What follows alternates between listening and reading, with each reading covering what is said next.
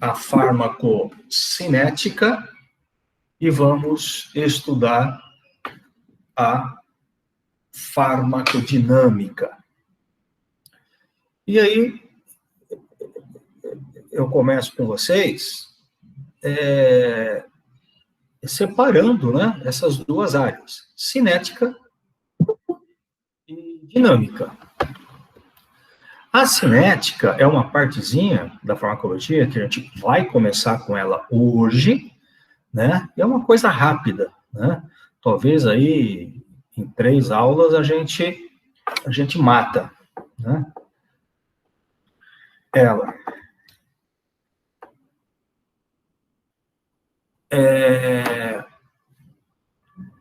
E umas 3 aulas, uma coisa rápida. E depois a gente vai falar da dinâmica. E a dinâmica é que a gente vai falar, cansar de falar e falar mais um pouco. Então, qual é a diferença, né, dessas duas áreas? Vamos supor, quando nós tomamos um medicamento, né, tomamos.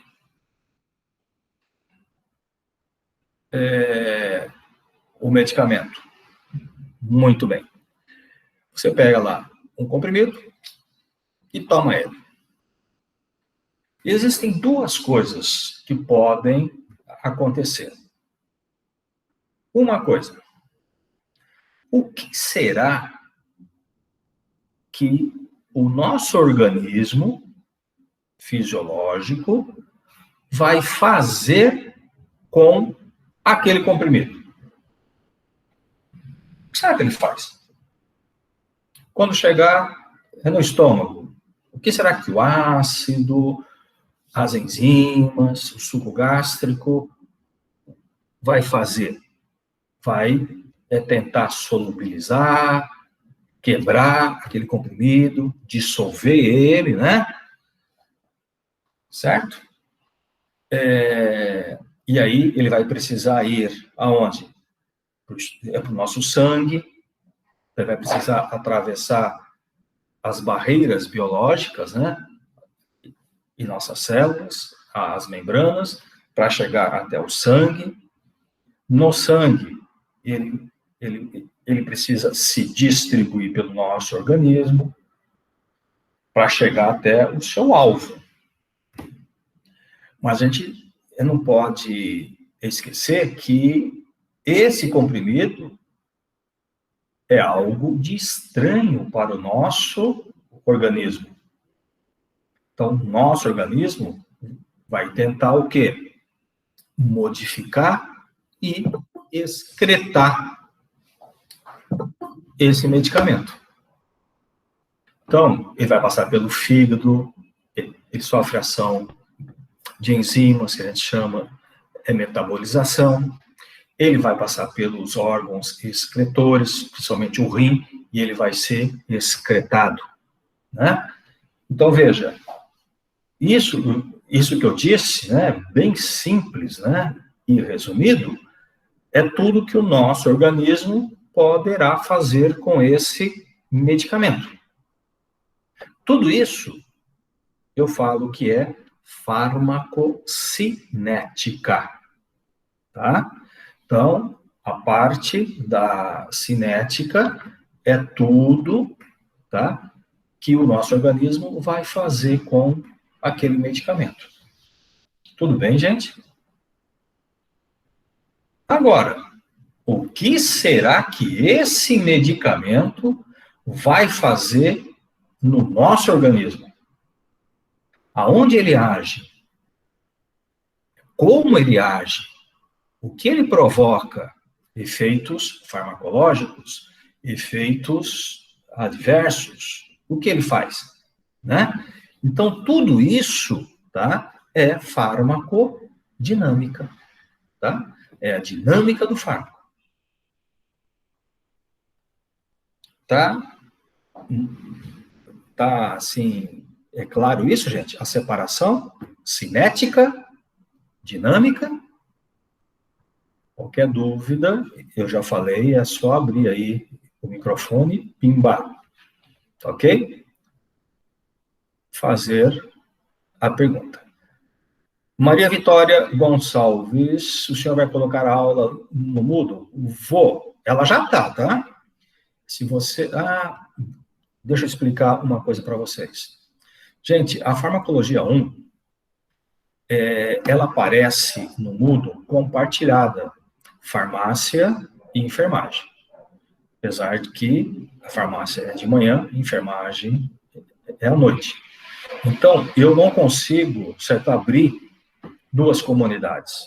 Então, a comunidade só, farmacologia 1. Tá? Então, praticamente, os assuntos vão ser, nesse início, a mesma coisa. Mas, é o seguinte, o dia de farmácia, eu coloco lá sempre, tá? Vocês já devem ter observado isso hoje, né? Quem entrou pelo mudo aí, viu. Tá lá, a data escrito, enfermagem. Ou a data escrito farmácia. Ok? Tudo bem? Então, essa aula eu já dei para a farmácia. Está lá, mas eu vou postar de novo na enfermagem, tá? Então, você sempre procura lá a data enfermagem. Só interessa para vocês enfermagem, tá? Onde tiver farmácia, vocês esquecem. Ok?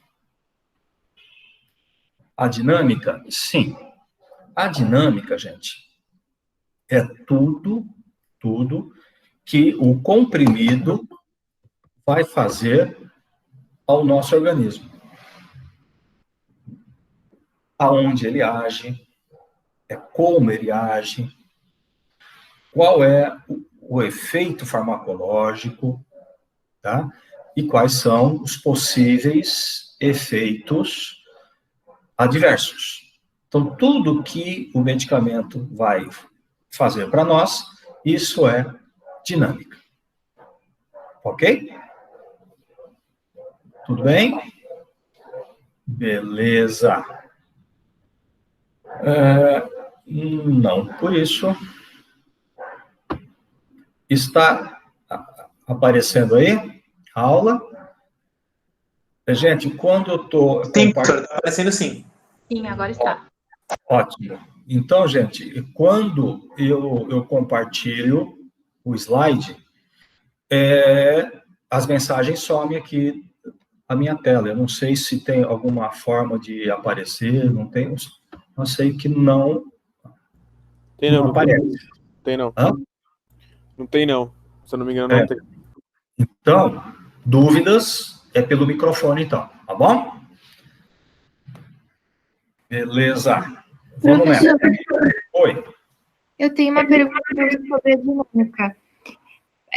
Por exemplo, reação alérgica ao medicamento, reação de, por exemplo, rejeição, entra como a dinâmica ou não? Entra como dinâmica, sim. Tá? Entra sim. É dinâmica. Entendi, obrigada. Todos, assim, os efeitos, né, que o medicamento faz, tanto o farmacológico quanto o adverso, o alérgico, tudo isso é dinâmica. Tá?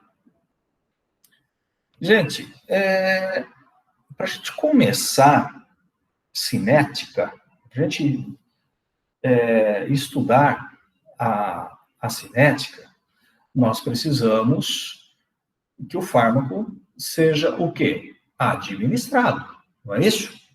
O fármaco precisa ser administrado para que ele chegue até o nosso sangue.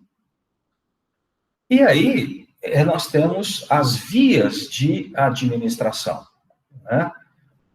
E aí, nós temos várias vias. Eu coloquei aqui, certo, algumas apenas, né? Mas existem várias. A via oral é a mais aceita, né, pelo paciente, né? Quem não prefere um comprimido, em vez de uma injeção, não é? É bem melhor. Então, ela acaba sempre sendo a via de preferência. Agora, a oral, ela também tem grandes vantagens, mas também tem algumas desvantagens, né? Vamos supor, as vantagens.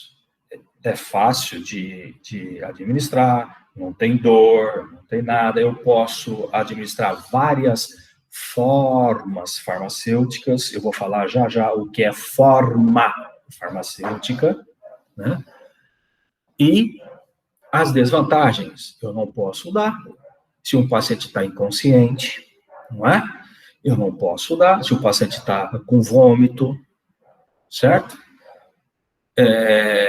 Então, são coisas que a gente precisa avaliar. Mas a oral é, sim, a mais aceita, a mais prática, né, de se utilizar.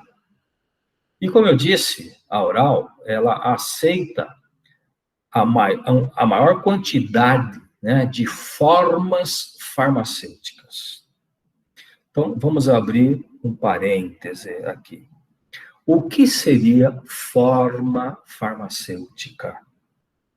Alguém sabe?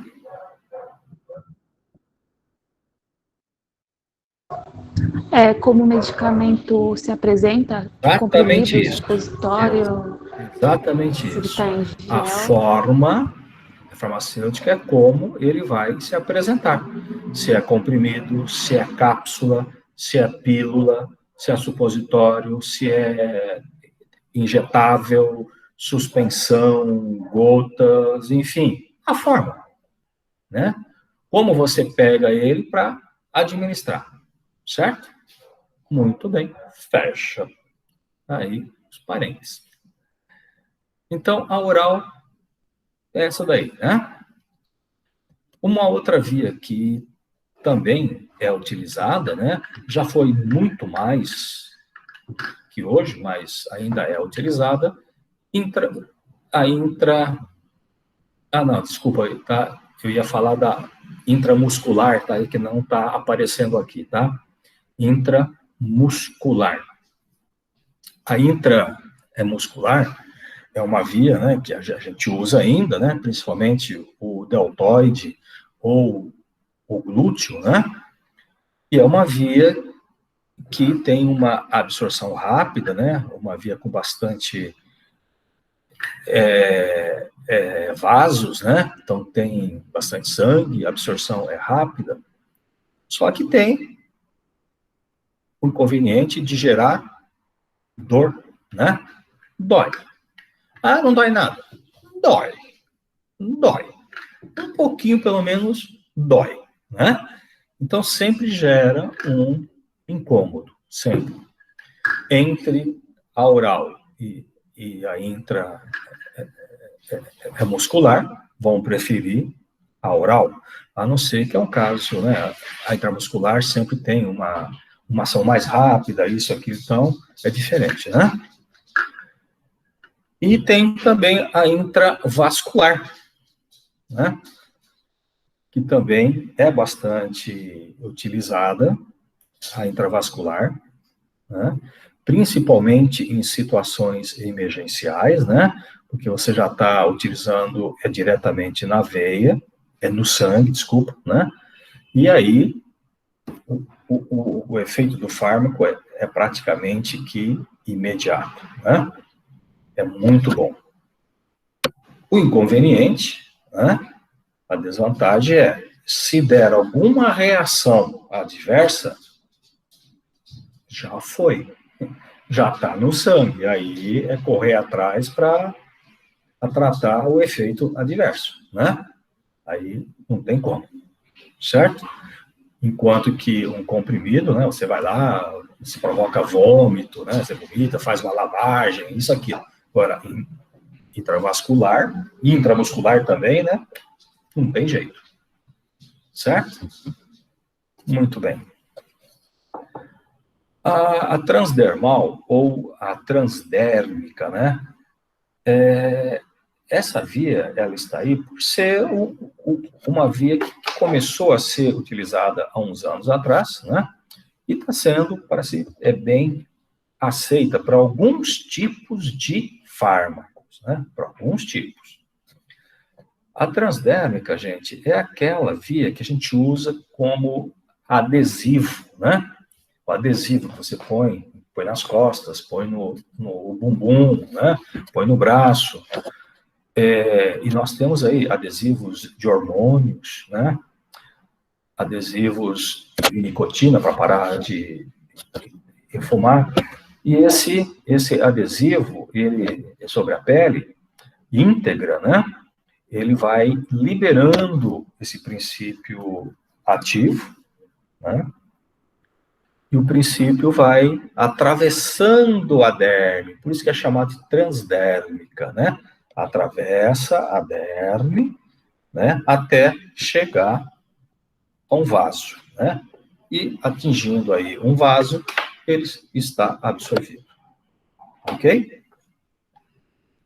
Inalação. Professor. Oi. Pois não. Como é que funciona o adesivo no caso? Como é que funciona o adesivo no caso das pessoas que usam para parar de fumar, no caso da nicotina? Que eu não entendi direito. A nicotina, ela vai sendo liberada gradualmente. Esse dispositivo transdérmico, ele é preparado para que haja a liberação contínua e controlada, tá? Então, o conteúdo dele, o princípio ativo dele é liberado, certo? Constantemente, de uma forma bem controlada, e vai chegando até o sangue. E quando chega no sangue, a nicotina vai se distribuir, chega até o cérebro, e aí tira aquelas manifestações de abstinência, né? Você se satisfaz, como estivesse fumado. Então, a pessoa se satisfaz mesmo com uma pouca quantidade de nicotina? Não é pouca, tá? É controlada. É como se você estivesse tragando, dando uma tragada, alguma coisa assim. Só que está indo apenas a nicotina. Entendi, obrigado. Tá? É só para satisfazer, né? Para não deixar você entrar em síndrome de abstinência. Vale a gente salientar aqui, gente, que esses tipos de terapia, né, de nicotina, hoje nós temos o adesivo, temos as pastilhas de nicotina, temos chicletes de nicotina, né? É uma boa ferramenta para parar de fumar, viu? É excelente. Só que tem que tomar muito cuidado para não transferir o vício. Você transfere o vício do cigarro para a pastilha, para o adesivo, né? Tomar muito cuidado com isso. E aí, eu já ouvi gente, né, falando, é bem melhor eu usar a pastilha de nicotina do que fumar. Eu estou livre. Não. Sim, você está livre lá daquelas 4.000 substâncias cancerígenas, né, que o cigarro tem. Mas o efeito cardiovascular da nicotina, você continua tendo, tá? Então, você vai continuar tendo as complicações cardiovasculares, tudo isso, ok? Por isso é uma terapia muito boa como auxílio para parar de fumar. Beleza, gente? Muito bem. Oi. Qual seria a vantagem e a desvantagem da transdermal? Olha, principalmente, tá, em termos de hormônios, tá, para aqueles pacientes que sofrem muito com a parte gástrica, ou que esquece, tá, de tomar todo dia, porque esses adesivos, hormônio, tá, você põe e ele fica 7 dias com você, entendeu? Então, é principalmente isso daí, para evitar, tá, esquecimentos. Ok? Bom, obrigada. Gente, inalação, bastante utilizadas, né? Principalmente no atendimento ambulatorial, né? Vocês vão ver muito isso, né? Chega lá com a falta de ar, né? Com bronquite, com asma e tal, faz a inalaçãozinha, né? Então, é uma via também muito utilizada para medicamentos, né? Tem bastante medicamentos aerosóis hoje, né? Que você usa pela via inalatória. É um efeito rápido, né? Ela vai direto para as vias aéreas, age imediatamente, né? E o alívio, tá? O efeito também é muito rápido. Então, é uma via bastante importante hoje, né? Principalmente para esses pacientes asmáticos, né? Os bronquiteiros, tá? É muito bom. Ok? Muito bem. Tem a inconveniência também de pessoas de idade, de crianças, né, que precisam tomar alguns cuidados. A inalação em si, com forma de aerosol, né, aquelas com oxigênio, né, ou aparelho inalatório, isso aí não tem problema.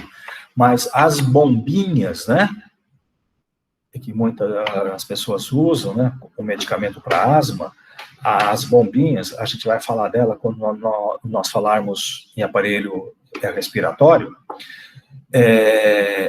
você precisa ter um sincronismo, né, em apertar a bomba e puxar, né? Porque se você apertar e não puxa, aquele jato vai bater na sua boca, nas bochechas, e vai ficar tudo impregnado lá, né? E aí você não consegue ter um bom aproveitamento.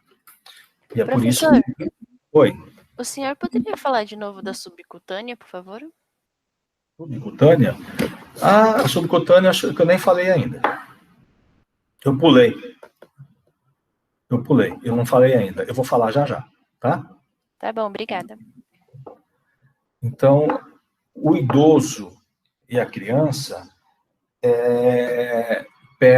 não tem, né, o sincronismo muito bom. Então, aí tem alguns dispositivos para facilitar.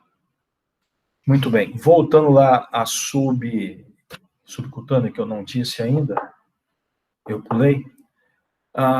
É uma via que hoje é usada mais especificamente para algumas situações, né?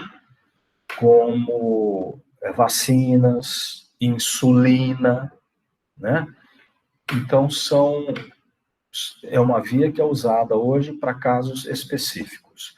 É aquela que você puxa a pele e se aplica embaixo da pele, né? Subcutânea.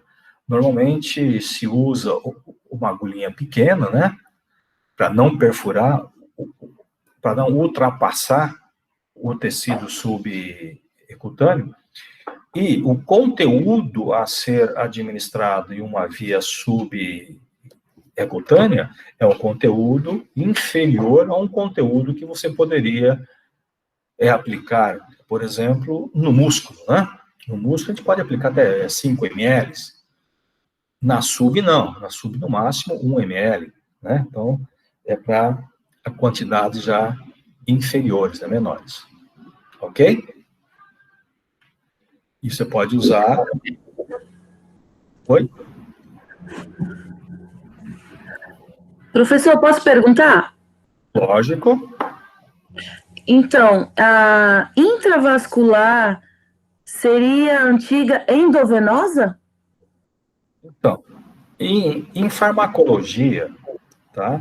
A gente fala intravascular. Tudo que é vaso, tá? É porque a grande maioria de aplicação de medicamento é a veia, né? Então, é a intravenosa. Mas existe situações que também se aplica em artéria, né? Entendi. Então, a gente usa intravascular, mas a venosa está dentro dela. Sim. E a transdermal seria a antiga intradérmica? Não. Não. Entendi. A transdermal ou a transdérmica é na forma de adesivos. Então, você não perfura a pele e o fármaco é que faz a absorção atravessando a derme. Entendi, professor. Obrigada. É adesivos, ok? Ok. A intradérmica que você citou, a gente usa ela hoje principalmente para aquele teste de tuberculose, né? A tuberculina. Isso, PPD. Isso, essa é a intradérmica. E que se usava há uns anos atrás para fazer teste de penicilina, né? De sensibilidade. Hoje não se usa mais. Tá? Eu acho que fora disso, não se usa mais. Né? Não se tem mais uma aplicação clínica. Ok? E o deltoide também hoje é só usado para aplicação de vacina, né? A preferência intramuscular é sempre o glúteo, né? Que é um músculo maior, a maior área, né? Apesar que ainda tem uma certa resistência, principalmente por alguns homens, né? Que não quer mostrar o bumbum. É verdade.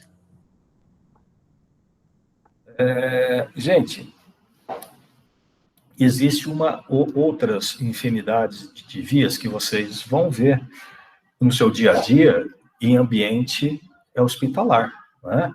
Como a intrarraquidiana, que é só feita por médico, né? A peridural é só feita por médicos, né? Também são vias, né? Via intraóssea, também feita por um pessoal de enfermagem muito bem treinado, ou pelo médico, né? Enfim, essas vias são vias muito específicas. Agora, uma outra via... Desculpa, Oi. Posso fazer uma pergunta?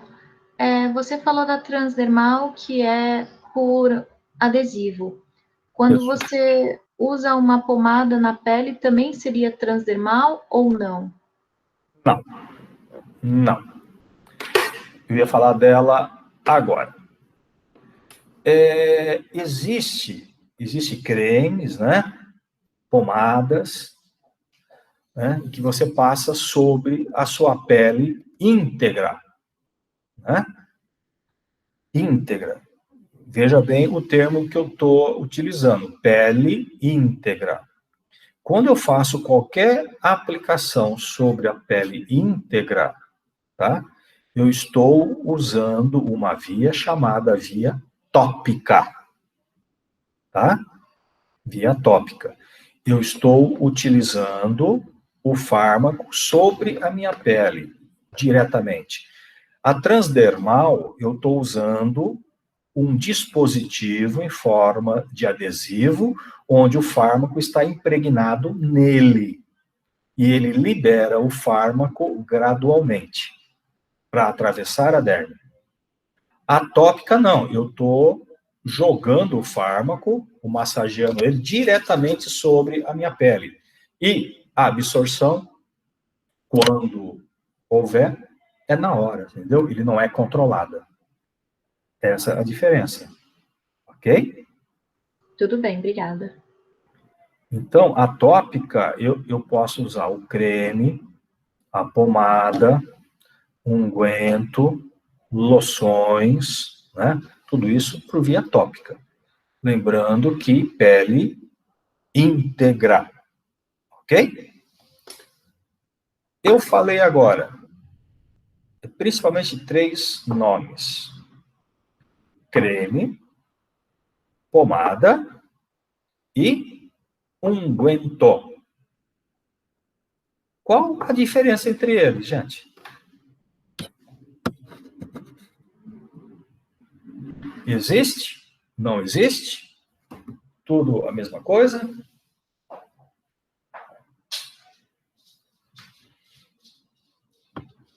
Hein? E aí? A absorção é diferente? Um absorve mais rápido do que o outro?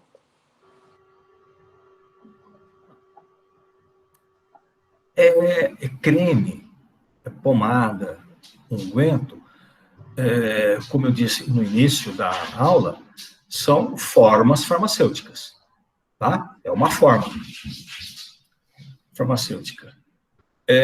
Gente, só um minutinho que tem um ser aqui me incomodando. Abre a porta.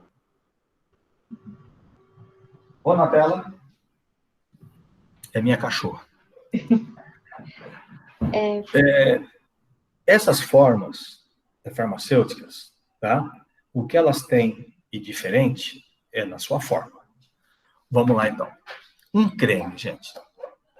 Um creme, ele tem uma proporção, vamos supor, de água e óleo. Água, óleo. Ele contém muito mais água que óleo, tá?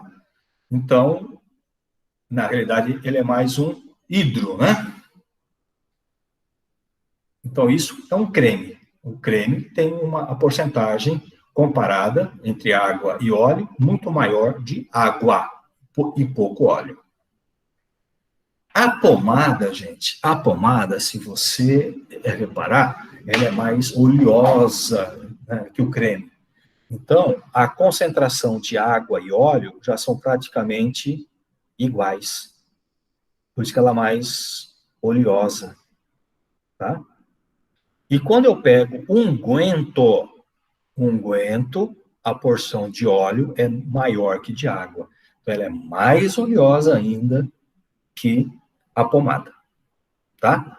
Então, essa é a diferença dessas três formas. E por que existem essas formas?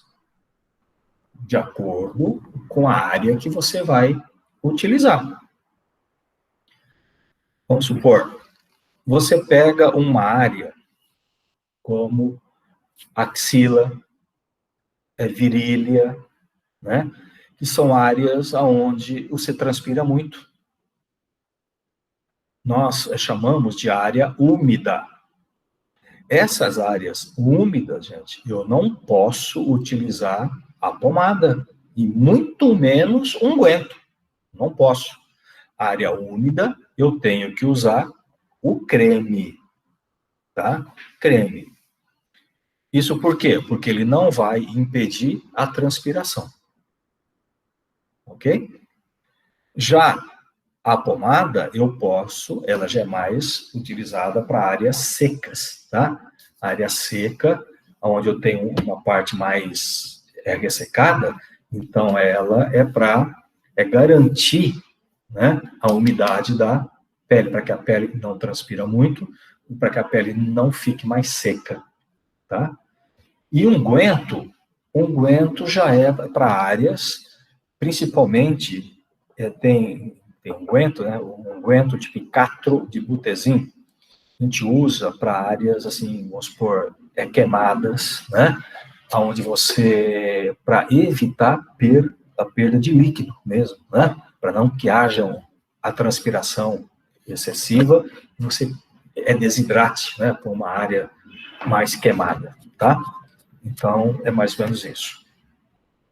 Ok? Muito bem. Gente, a via retal. A via retal, eu vou usar a forma farmacêutica supositório. Né? Muito bem. Gente, eu vou falar uma coisa séria aqui. Parece brincadeira, mas não é. É sério.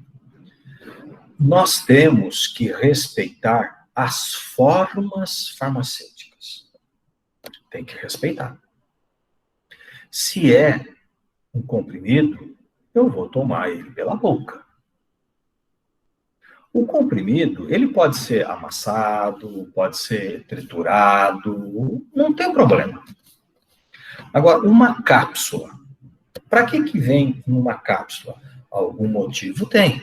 Às vezes não.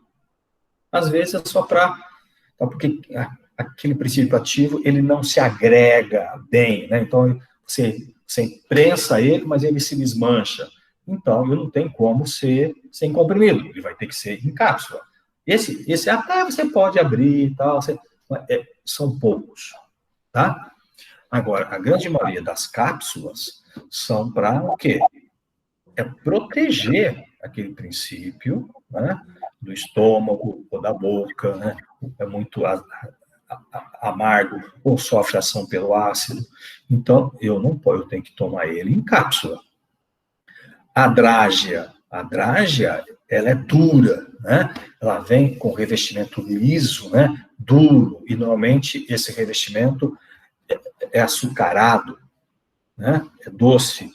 Isso para quê? Para mascarar o sabor horrível que é o princípio ativo, ou até para proteger da irritação da boca, do esôfago, né?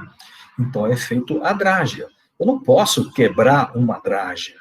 Eu tenho que respeitar a drágia e tomá-la inteira. Injetáveis. Injetáveis é para injetar. Ou intravascular, ou no músculo, mas é injetável. Eu não posso quebrar uma ampola e tomar pela boca, como eu já cansei de ver pessoas fazendo isso. Isso é ignorância, né? Isso é estupidez, certo? E o supositório. O supositório, né, é uma forma que é para ser usada pelo reto, né? É lá mesmo, né? Não tem jeito, tá? Então, são formas, as formas farmacêuticas precisam ser respeitadas, ok?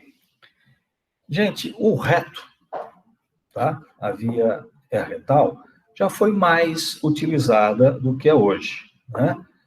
Nós tínhamos várias apresentações de anti-inflamatórios, o Voltaren, Cataflam, supositórios, né? A gente usava muito isso. A Novalgina em supositórios, tal. Agora, nunca teve antibióticos em supositório. Não tem. E por que não? O reto, tá, é uma área bastante vascularizada, né? Vai ter uma absorção boa do medicamento, só que um dos fatores que podem influenciar na absorção, que a gente vai falar já já, é a área de superfície disponível para se ter absorção. Uma área. O reto, a área de absorção dele é muito variável. Se o reto está vazio, eu tenho uma área boa. Agora, e se esse reto está cheio? A minha área é muito pequena. Então, a absorção pode variar muito, tá, de indivíduo para indivíduo, de acordo com a área do reto disponível para ter a absorção. Ok? Então, isso aí pode interferir. Tudo bem, gente? Muito bem.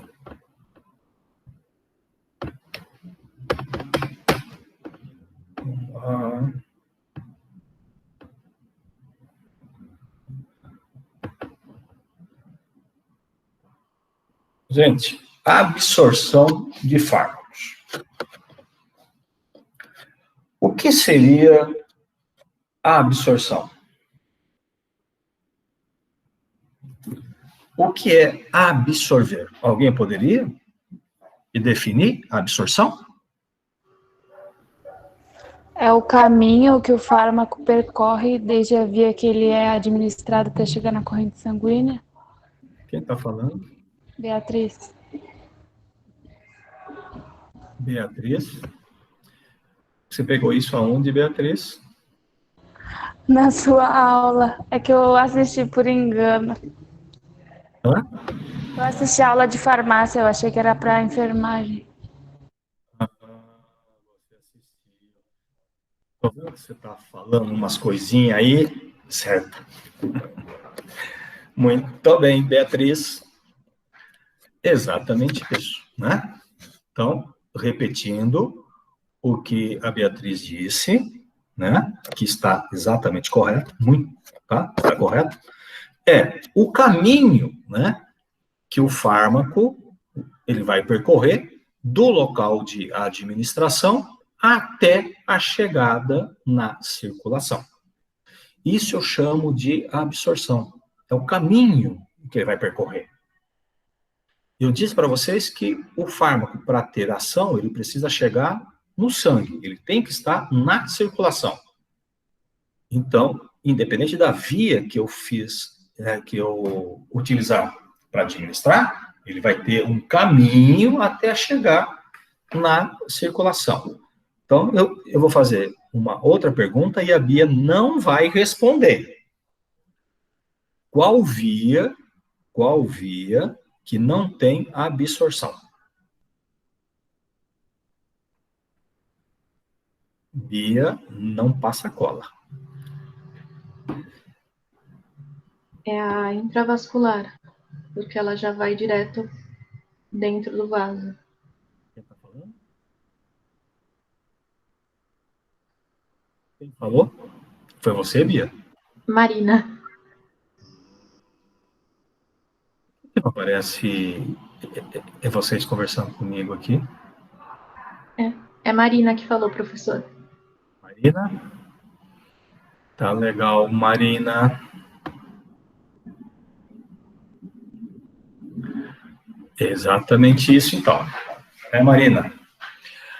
A única via que não tem absorção, né, é a intravascular. Por quê? Porque já estou aplicando diretamente no sangue. Então, não vai ter caminho nenhum, né? Ele já cai direto no sangue. Ok? Muito bem. A pessoa que quebra, tipo assim, vai um exemplo, ela não faz da forma correta a administração do fármaco. Ele pode dar algum efeito adverso? Não fazer... por fazer de uma forma errada. Olha, é mais provável, tá, que ele não faça efeito, tá? Porque se você fez uma administração que não é a mais correta, você pode perder esse fármaco no processo de absorção.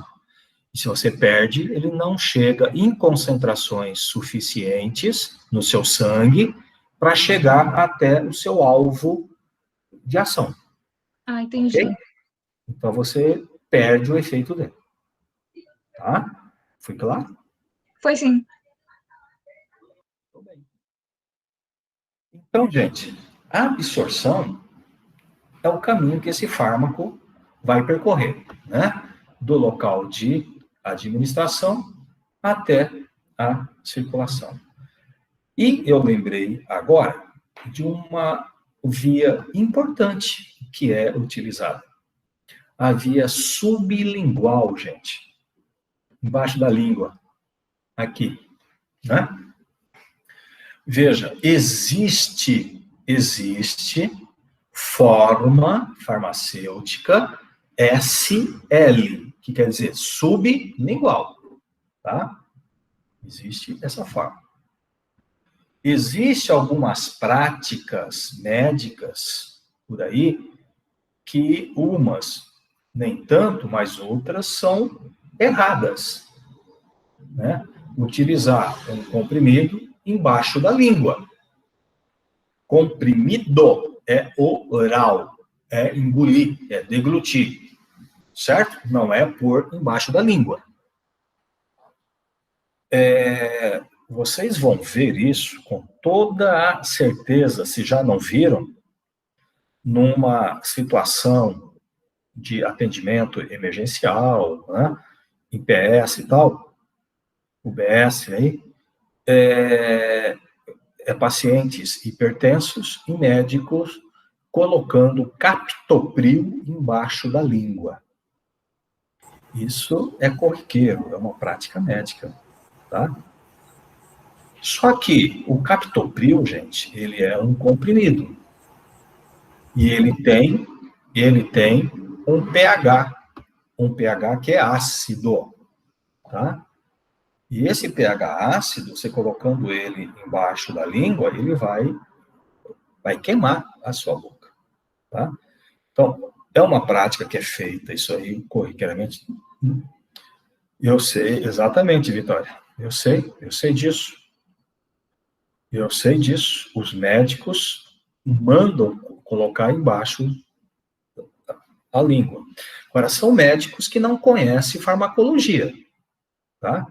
Porque se pegar um cardiologista bom que conheça a farmacologia, ele não vai te mandar fazer isso, tá? E são poucos, muito poucos, tá?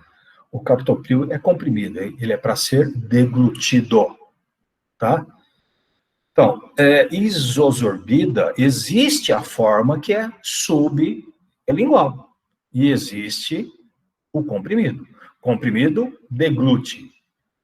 Isordil, né, SL, embaixo da língua, tá? O AS é uma outra coisa, o AS é ácido, gente, tá? O AS é ácido, você não pode deixar ele embaixo da boca.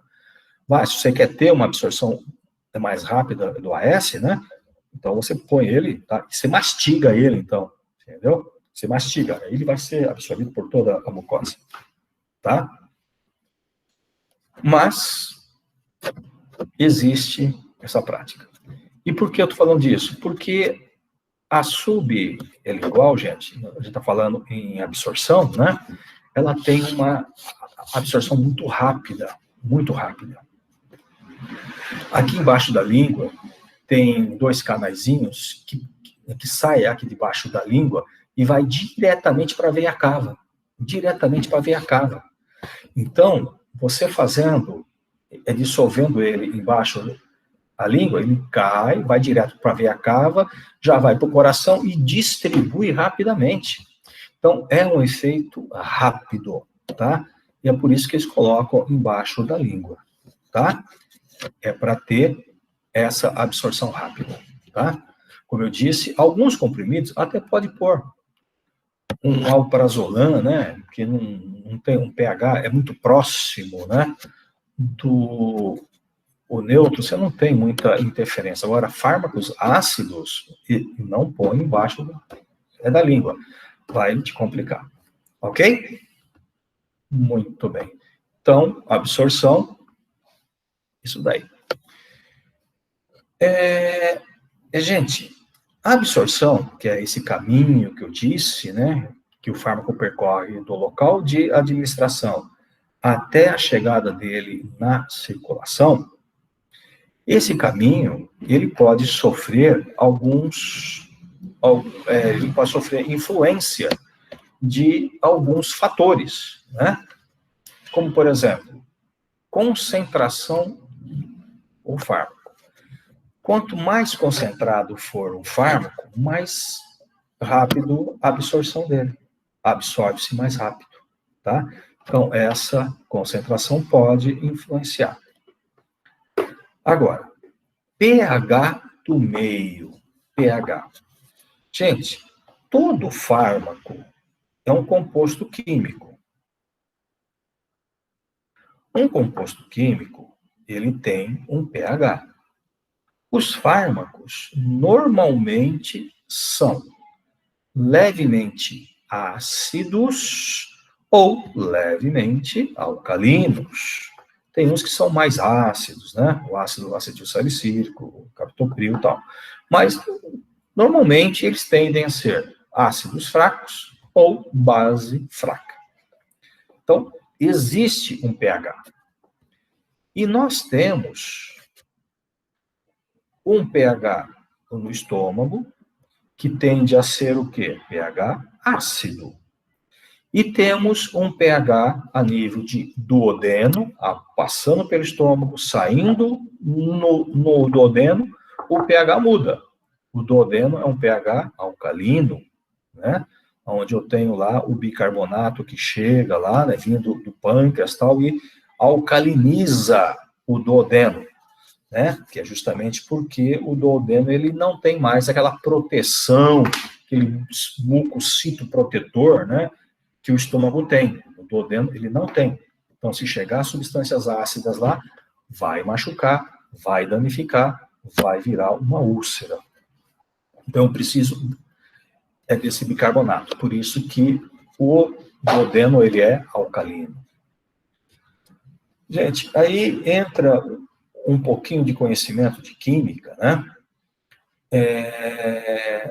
Os fármacos, eles são absorvidos, eles são produzidos e fornecidos para vocês, né? Para nós, em sua forma molecular. Chamamos forma molecular. Fórmula. Muito bem. O que é isso? É um fármaco, tá? Ele não tem, ele é um fármaco onde ele não tem cargas sobrando. Ele não tem carga sobrando, tá?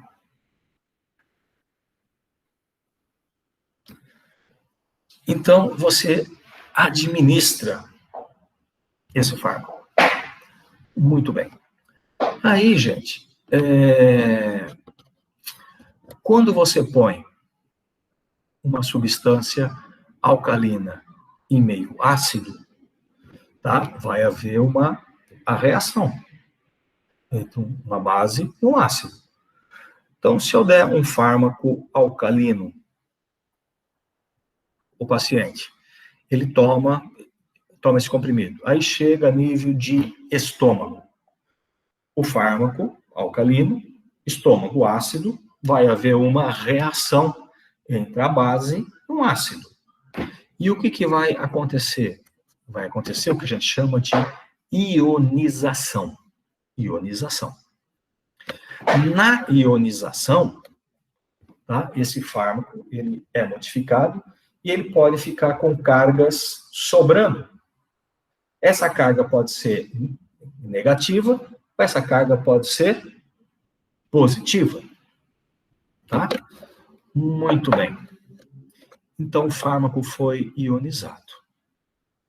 Ionização favorece o fármaco a ficar com cargas elétricas, ou positiva ou negativa. Até aí, tudo bem, gente? Se tiver dúvida, é só perguntar, por favor. Ok? Bom. Quem cala consente, eu entendo isso.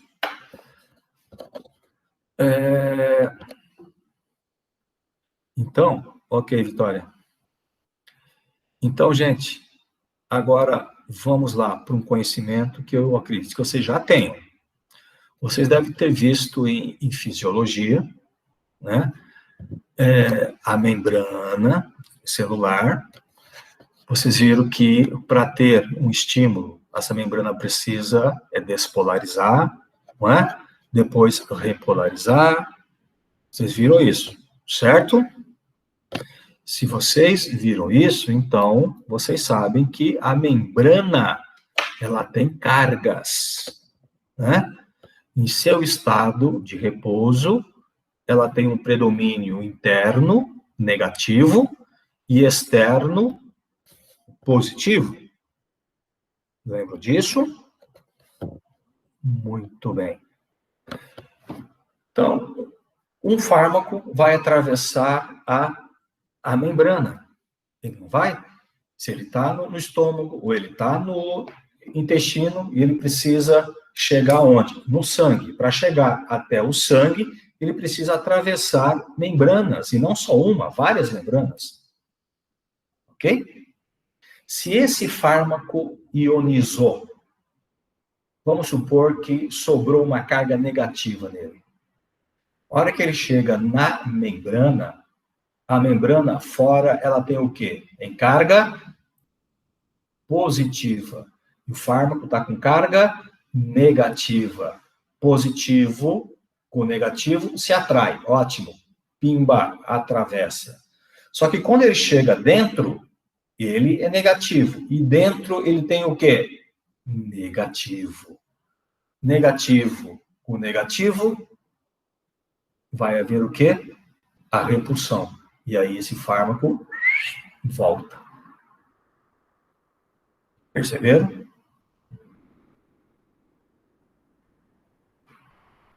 Muito bem. Vou voltar. A partir de onde que você não está entendendo?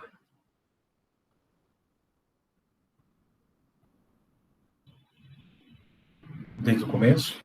Foi a partir dessa parte que o senhor começou a explicar mesmo.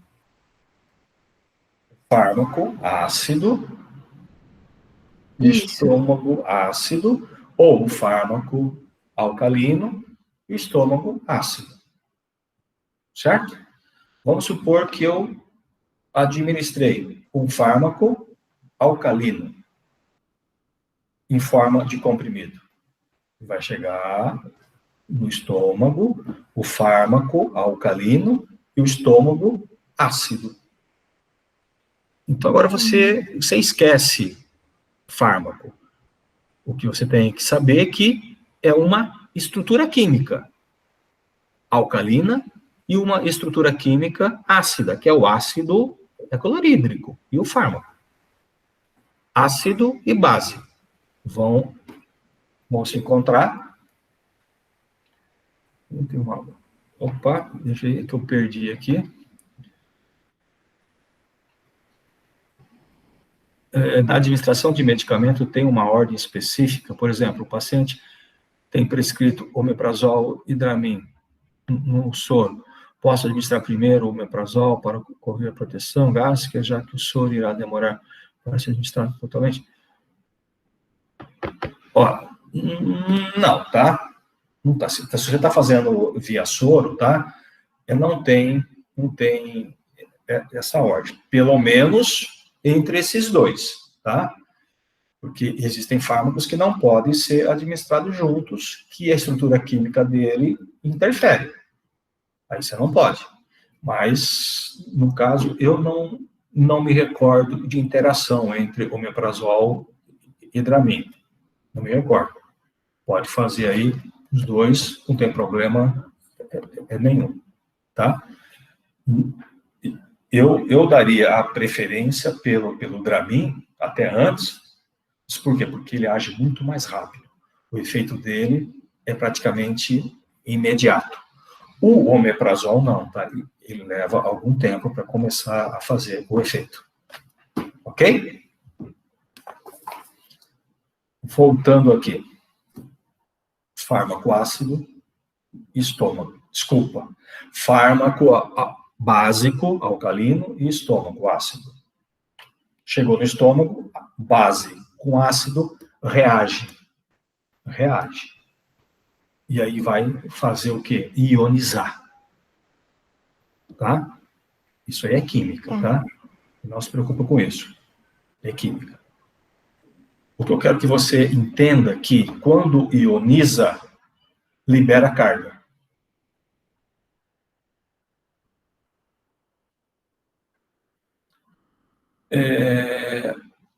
O omeprazol, ele vai proteger, sim, tá? Mas entre ele e o Dramin, que eu estou falando só do Dramin, tá? É preferível até o Dramin, que ele age muito mais rápido, tá? Então, se a pessoa está com náusea, com vômito, já corta logo, aí deixa o omeprazol lá, certo? Correr, é sossegado, tá? Mas não interfere, tá? Se quiser dar o omeprazol também primeiro, depois o Dramin, tanto faz, tá? Só que se o paciente está com náusea, tá? Dá o Dramin primeiro, porque o efeito vai ser mais rápido, ele tira logo, tá? E o Dramin não vai prejudicar o nível, a parte do estômago. O Dramin, ele não gera efeitos gástricos e de irritação. Então, você não precisa do omeprazol para administrar ele. Ok? O omeprazol não vai proteger do Dramin. Não. Ok? Muito bem. Então, fármaco e ácido do estômago reagiu e ionizou. Toda vez que ioniza, libera carga negativa. ou uma carga positiva. Tanto faz. Liberou carga, tá? Liberou carga, ele não vai conseguir ser absorvido. Quando o fármaco com carga é negativa, ele entra na membrana, tem carga negativa dentro. Vai ter uma repulsão. Sim, o senhor disse que ele irá voltar. Nesse caso, ele não consegue chegar na circulação. Não chega. E para onde que ele vai? Ele vai para a Sabesp. Ele vai sair, ele vai passar para o intestino, vai com as fezes e vai embora. Entendeu? Ele não é absorvido. Ele vai ser desprezado. Você perde esse fármaco. Ok? Então, gente, é isso que eu estava dizendo. Liberou carga, ele não consegue atravessar a membrana.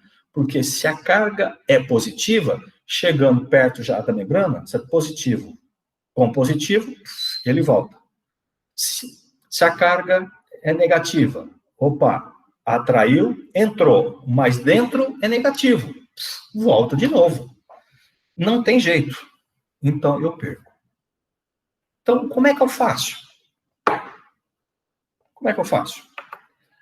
Daí que vem a farmacotécnica, né? Os farmacêuticos, né? Preparando, estudando. E aí existem, então, as formas farmacêuticas chamadas formas entéricas. Tá? Formas entéricas. Ou também chamado de ácido resistente. É onde o fármaco ele é protegido com um revestimento que não solubiliza em meio ácido. Não solubiliza. Então, você dá ele entra, vai para o estômago, o pH está ácido, ele não se solta. O ácido não consegue chegar no fármaco. Aí ele vai para o duodeno. No duodeno, o revestimento solubiliza, libera o medicamento. O medicamento que é alcalino, o pH do duodeno é alcalino, não vai ionizar e ele vai sofrer absorção. Entenderam isso, gente? Professor? Oi. Seriam os medicamentos em cápsula? Alguns em cápsulas, alguns em drágeas, tá? São feitos para isso, tá? O próprio exemplo, tá? Que foi dado aqui agora, a Ana, do omeprazol. Foi a Ana que falou, omeprazol?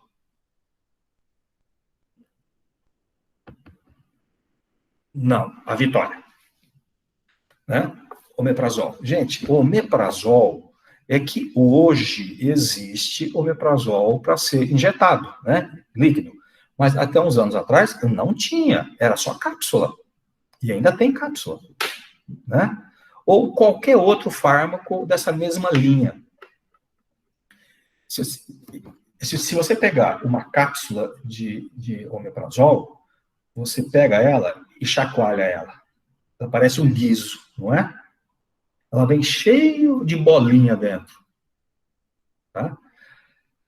A cápsula em si, tá? Não quer dizer nada. Aquela cápsula é apenas para segurar as bolinhas dentro. É só isso. Agora, as bolinhas, sim.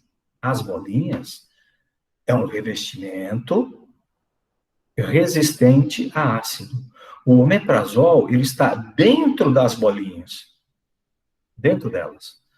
As bolinhas vão passar pelo estômago, vão chegar no duodeno, e no duodeno as bolinhas se desmancham, liberando o omeprazol. E aí ele vai ser absorvido. Ok, gente? Entenderam isso, gente? Então, fármaco ácido tem absorção no estômago.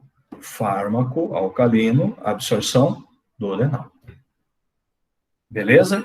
Então, o pH influenciando na absorção. Ok?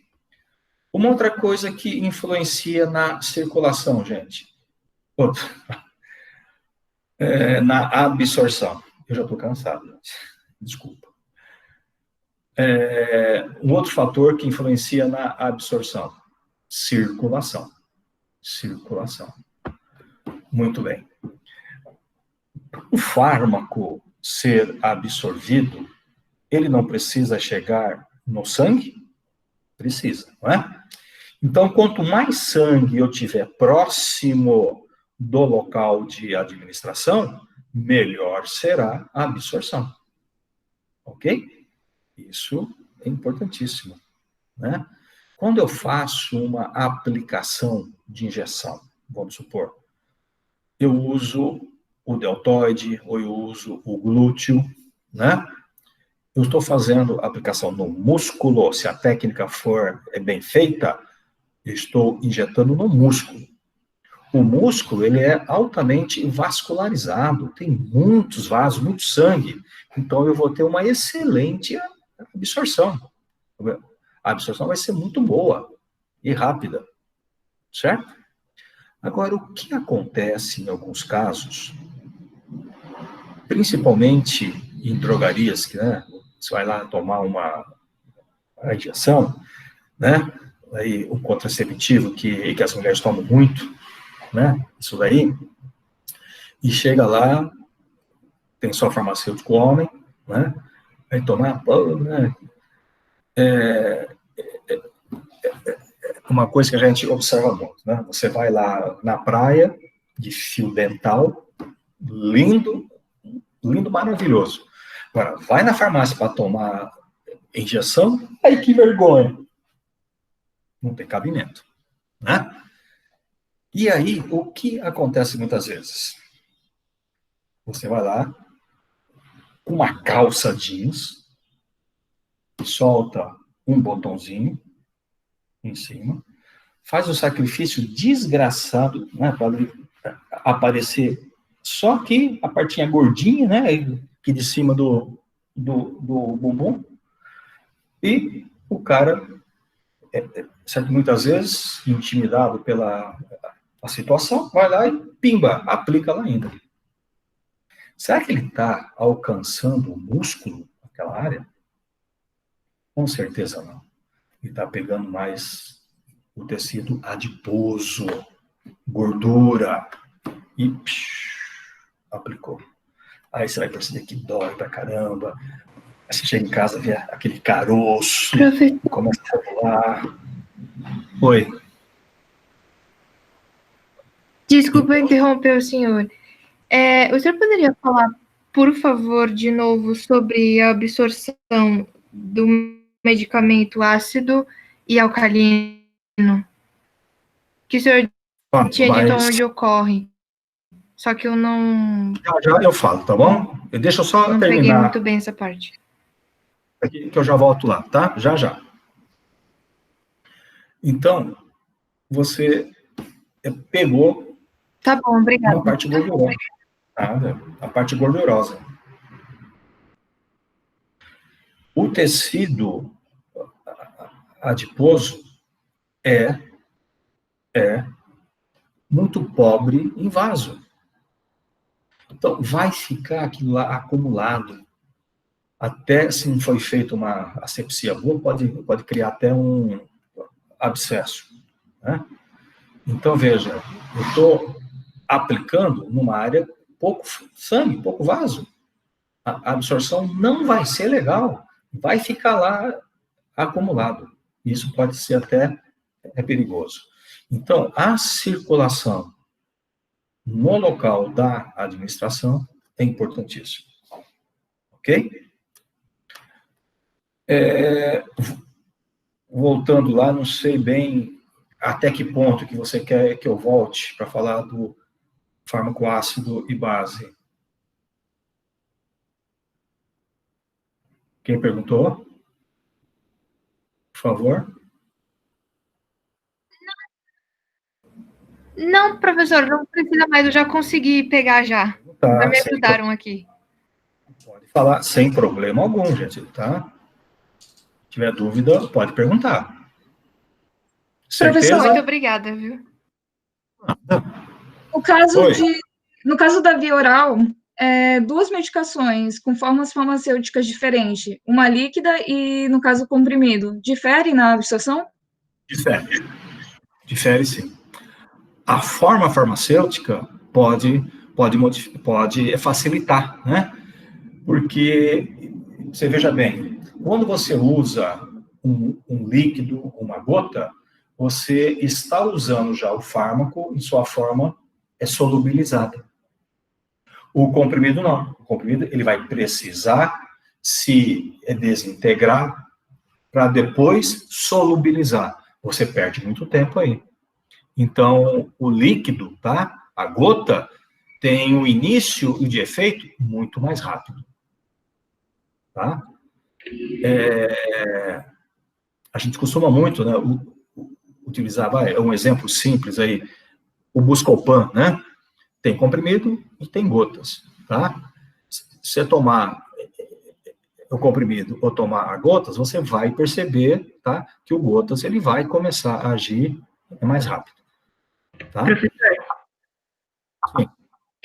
Quando a gente dilui, por exemplo, um comprimido, a ação dele também é diminuída, não é?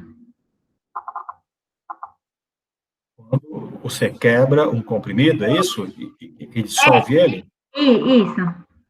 Então, o comprimido, ele pode fazer isso sem problema nenhum, tá? Ele pode. Tá? Porque ele é preparado, o comprimido é para ter absorção gástrica. Então, pode quebrar, não tem problema Entendi, nenhum. Tá bom, e talvez a absorção será até mais rápida, tá? Tá bom. Mas outras formas, não. Ok? Bom, gente, eu falei, então, do pH, da circulação, área de absorção. Área de absorção. Gente, é a mesma coisa que a circulação. Quanto maior for a área disponível para aquele fármaco sofra absorção, melhor será a absorção. Exemplo. Se eu pegar um pouquinho de creme, passar aqui no dorso da mão, ele vai ficar branco, né? Eu vou massagear, vai ficando branco, aquele branco vai sumindo, e absorveu. Certo? Se eu pegar essa mesma porção de um creme, e agora eu usar o meu braço todo, eu venho para cá, eu volto para cá, praticamente já absorveu tudo. Concorda comigo? Porque a área muito maior do que a área apenas do dorso da mão. Eu usei uma área muito maior. A absorção foi muito mais rápida. Né? Jogando isso para as pessoas que fazem cirurgias bariátricas, né? Onde reduziu o estômago, essa pessoa ela vai ter dificuldades de absorver, não só medicamentos, como também nutrientes, né? Ela vai precisar estar aí fazendo suplementação de vitaminas, tal, né? Porque ela vai conseguir absorver o suficiente. E alguns medicamentos também não, tá? Então, ela vai perder na absorção. Inclusive, em alguns casos, é preferível fazer a administração parenteral, né? Porque a oral pode estar prejudicada. Ok? Então, a área de absorção é muito importante.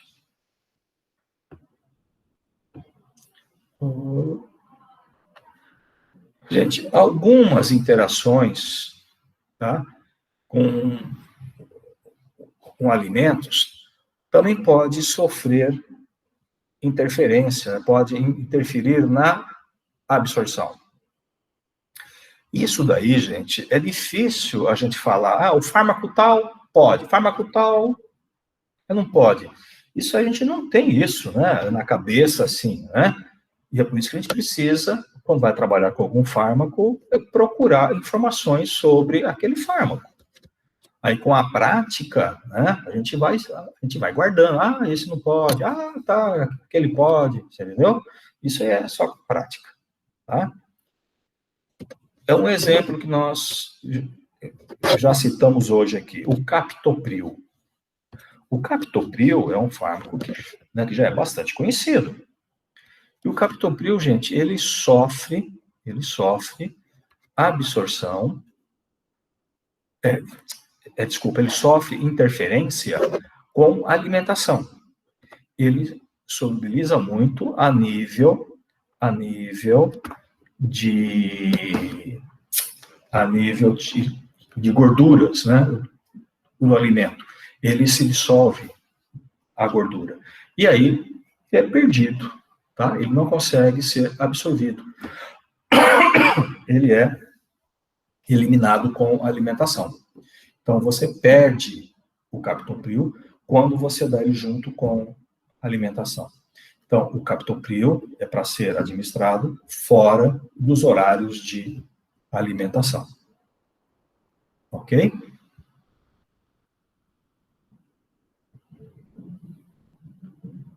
E aqui, gente, para a gente encerrar,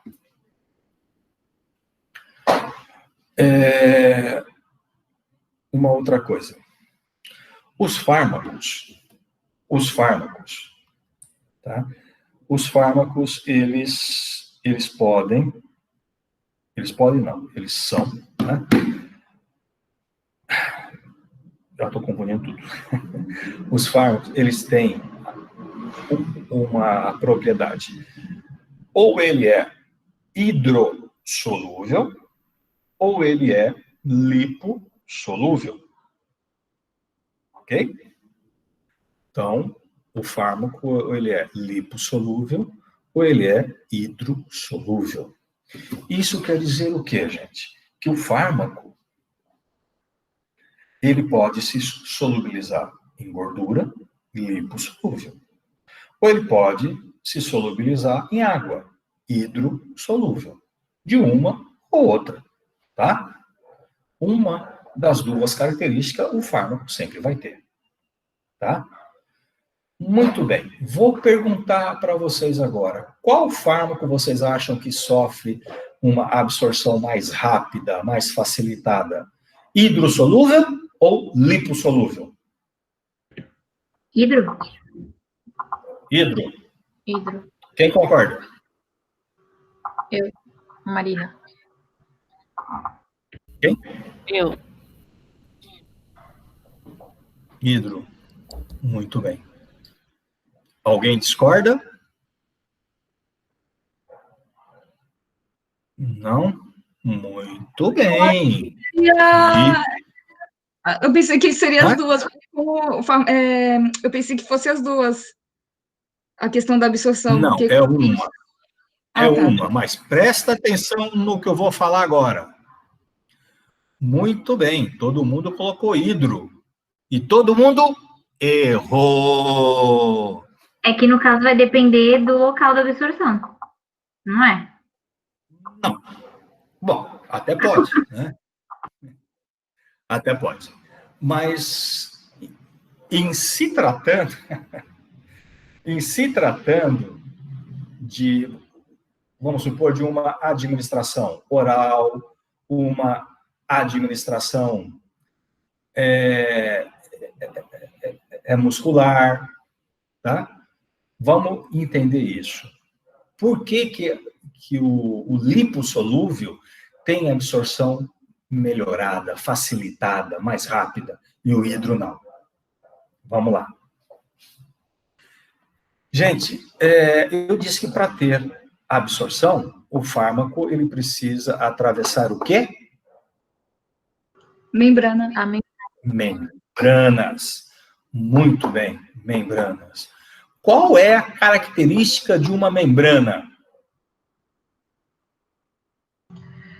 Lembram? É uma dupla camada fosfolipídica com proteínas e colesterol.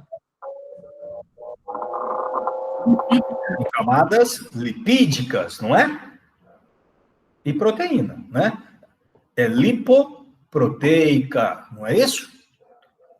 Fosfolipídios é gordura, é lipídios. Ok? Concordam?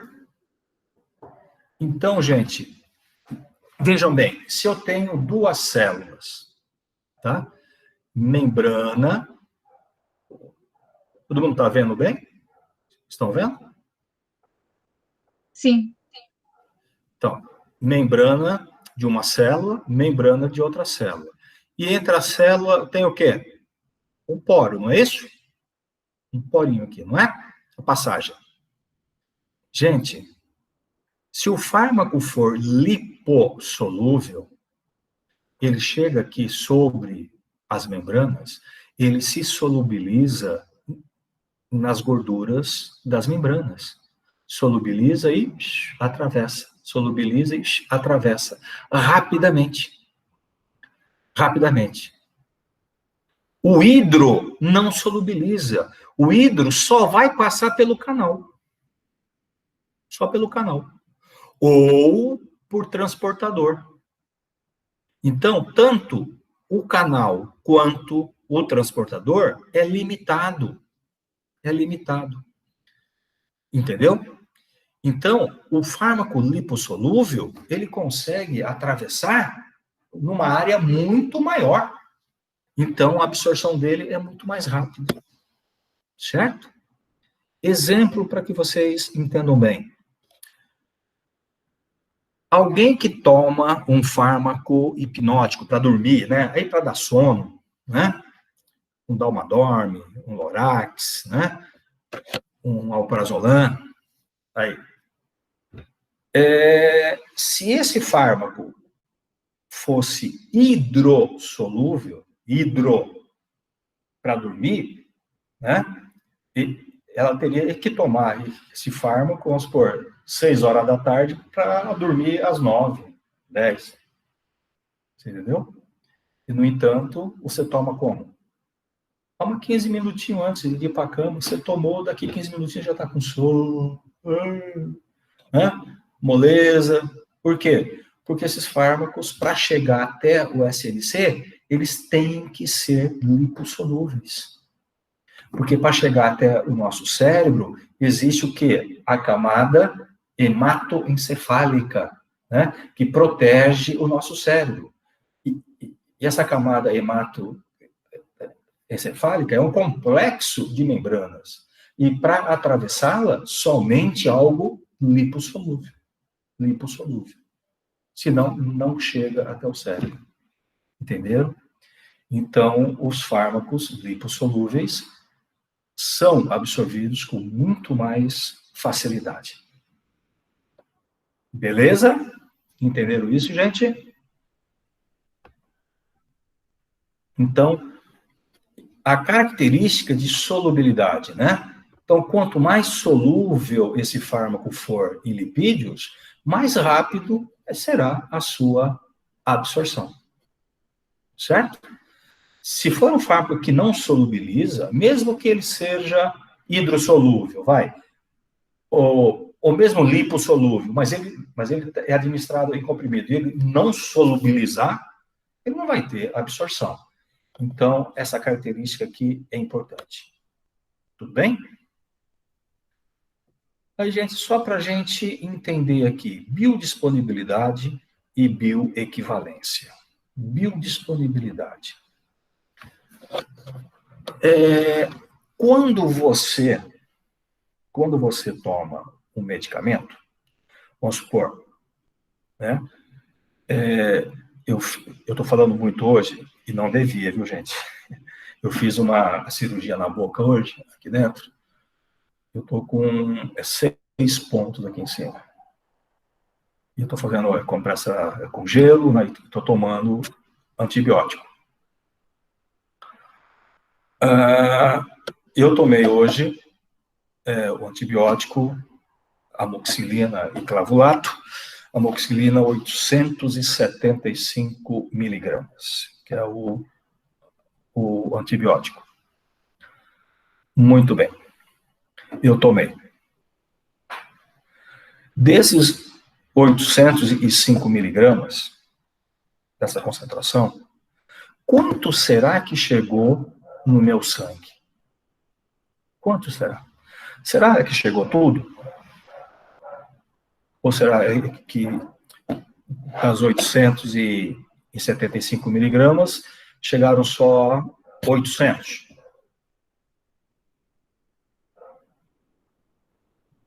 Certo? Muito bem. Quando é feito, quando a indústria farmacêutica ela prepara o medicamento e vai comercializar, ela já tem que ter toda essa informação para passar para o médico e para passar para a gente. Certo? Tem que ter tudo. Então, vamos supor, tá? Eu não me lembro qual é, mas vamos supor que dessas 875 miligramas chega no sangue, né, na média, né, porque isso vai variar também de paciente para paciente, né, vários fatores, como a gente já comentou, pode variar, mas na grande maioria existe uma média. Vamos supor que essa média é 800 miligramas. 75 perdeu. Né? E por que perde? Perde porque não teve tempo de absorver, o trânsito intestinal, ele passou rápido, perdeu o ponto de absorção, ou se ligou com algum alimento, né? Então, não foi absorvido tudo. Mas isso a indústria já sabe. Então, se ela precisaria, vamos supor, de 800 no sangue, ela sabe que perde X, então ela colocou mais para perder mesmo. Certo?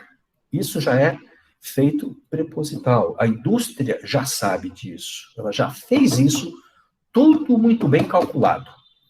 Ok? Muito bem. Então, aí existe um termo que a gente usa.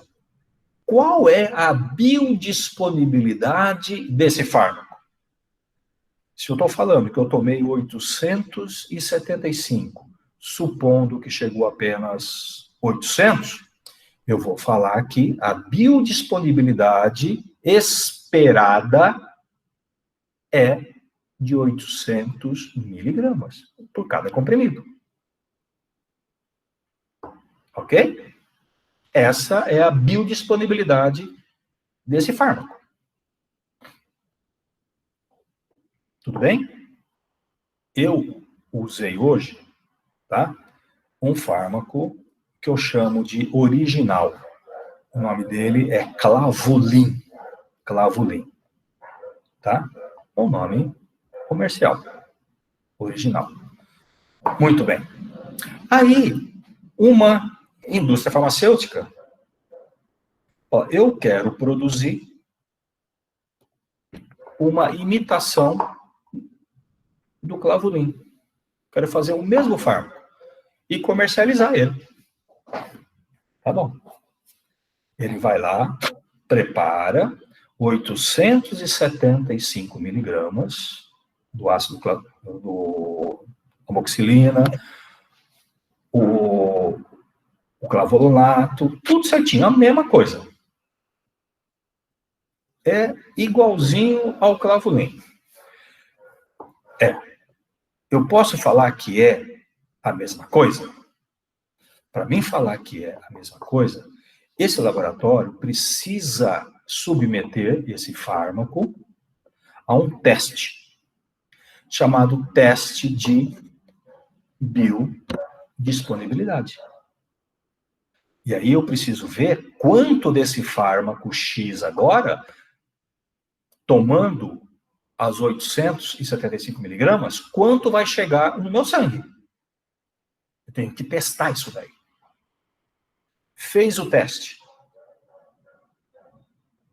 Comprovou que chegou a mesma coisa. Chegou.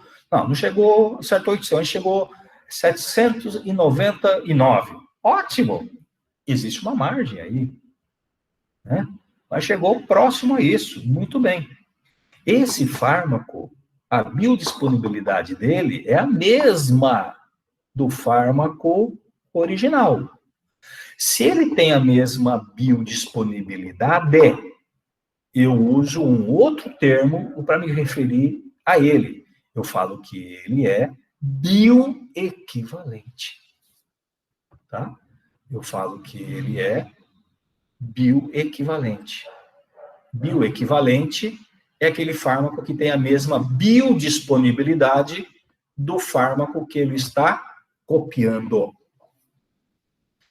Esse fármaco pode receber um certificado de genérico. Genérico. Então, o fármaco, vocês que estão perguntando aqui, gente, genérico, ele tem que comprovar a sua biodisponibilidade para ele ser bioequivalente. Aí ele recebe o certificado de genérico. Certo? Muito bem. Estes testes são caros. Só laboratórios muito grandes que têm condições para fazer. São caros. Para conseguir a certificação. Apesar que a gente nunca pode esquecer, gente, que nós estamos no Brasil. Infelizmente. Né? Não vou falar mais porque está sendo gravado, né? Então, tudo bem. Agora, o laboratório... Então, o genérico sempre chega menos ainda do que... Não, necessariamente não. Não. Ele pode chegar a mesma coisa, pode chegar até mais, mas ele tem que estar próximo da mesma margem do original. Tá? Ele tem que estar dentro dessa faixa de segurança que é em torno das 800 que eu falei agora. Tá? Para ser genérico. Ele recebe... Ele, no caso, pode ser menos, ele tem que ser igual ou mais. Tem mais disponibilidade. Existe uma margem. Eu não lembro a legislação agora para lhe falar qual é essa margem. Se eu não me engano, é de 5% a 10%. Tá? De 5% a 10%. Ele não pode variar mais que isso. Entendi. Tá? Bom.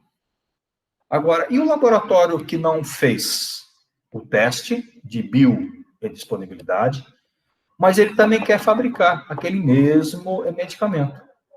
E ele pode ter autorização para isso. Então, ele vai lá, fabrica a amoxicilina com o clavulato, 875 miligramas, manda para a Anvisa, ó, eu estou produzindo isso. A Anvisa vai lá, não, tem os 875, tá tudo certinho.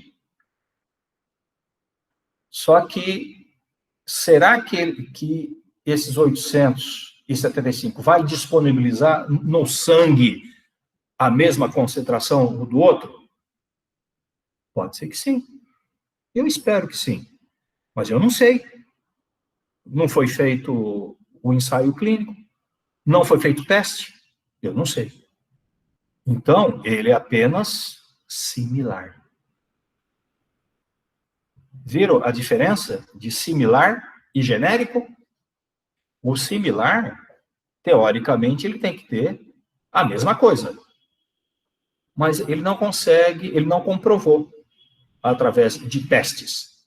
O genérico, teoricamente, comprovou o teste. Pode ser comercializado? Pode. Pode, porque ele prova que naquele comprimido tem 875 miligramas, igual aos outros. Ele prova isso. E tem. Agora, se aquilo lá tem a mesma solubilização, o mesmo tipo de absorção, aí são outros 500, né? Porque, às vezes, todo fármaco tem os seus agregantes, né? Ele vem junto com outras substâncias agregadas para dar o comprimido, para dar a cápsula. O original, ele pesquisou isso lá fora. Ele usa agregantes, né, que ele encontrou, que ele pesquisou. Só que esses agregantes, quando vem importado, encarecem muito. Quem está fabricando aqui no Brasil, para fazer um similar, vai importar um agregante, vai usar um agregante que ele tem aqui. E aí, então, essa variação pode acontecer, tá?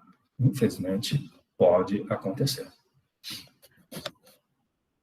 Bom, gente, eu queria saber se vocês entenderam biodisponibilidade e bioequivalência.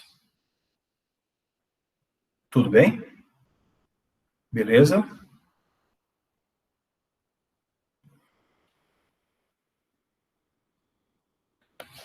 Então, o comprimido, quando você faz a administração dele, tá? Ele vai para o estômago, ele vai ter que ser degradado, ele vai ter que ser solubilizado para ser absorvido, tá? Só que, nesse meio tempo, ele está caminhando, ele está passando pelo estômago, ele está chegando no duodeno, você entendeu? Ele não está parado. Tudo isso vai acontecendo e ele vai caminhando, vai caminhando. Pode ser que parte dele, tá, quando chegar já no finalzinho, no duodeno, no ilho, lá que não sofre mais absorção, passou já alguma quantidade para lá. Aquela quantidade que passou não consegue mais ser absorvida. Vai sair com as fezes. Então, perde. Ou perde até porque ionizou com algum ácido, ionizou com alguma base. Então, alguma coisa perde. Ou encontrou um alimento lá, se juntou com ele, e não vai ser absorvido. Então, pode ter sempre alguma coisa que atrapalha. Dificilmente você vai ter 100% de absorção. E isso é testado antes, tá? É isso que eu falei, então. Você toma 875, vamos supor que absorveu 800. Eu chutei, tá, gente? Esses números aí apenas números fictícios para ilustrar a nossa aula. Tudo bem? Você entendeu? É Camila, né? Beleza, gente. Gente, eu vou parar. Oi. Boa noite. Rapidinho, os outros professores pediram para que a gente avisasse quando estivesse chegando perto do tempo de término. Com o senhor, que a gente avise também, ou o senhor dá uma olhada aí? Eu consigo controlar, tá? São 22h16, né? E eu estou encerrando. Não, tá. Eu tô só avisando porque os outros professores pediram para a gente ficar... 10 minutinhos, né? Isso. Aham. Tá legal. Uma dúvida sobre a atividade para valer como presença. O senhor vai abrir uma outra ou a gente responde aquela que está em farmácia mesmo? Não, eu vou pôr para vocês. Tá? Provavelmente, como é o mesmo tema, né?